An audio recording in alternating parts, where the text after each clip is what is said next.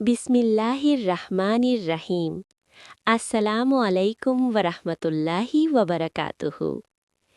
আজ আমরা শুনব নবী ইউসুফ আর জুলেখার গল্প, যা ধৈর্য, সততা এবং আল্লাহর প্রতি বিশ্বাসের শিক্ষা দেয়।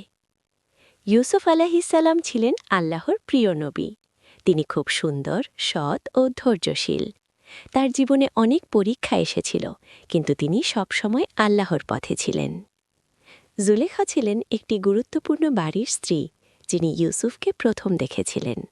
তার সৌন্দর্য এবং সততার কারণে সে ইউসুফকে ভালোবেসে ফেলেছিল।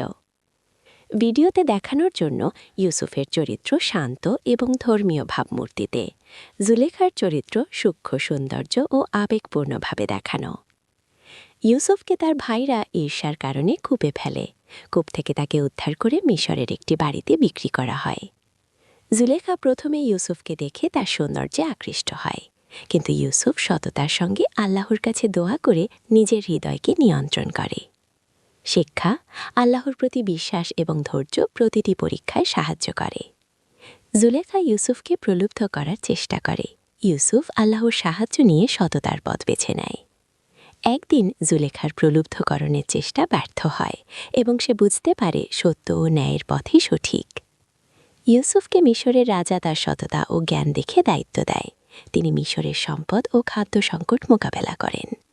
জুলেখা ইউসুফের সততা দেখে তার প্রতি সম্মান ও ভালোবাসা পায়।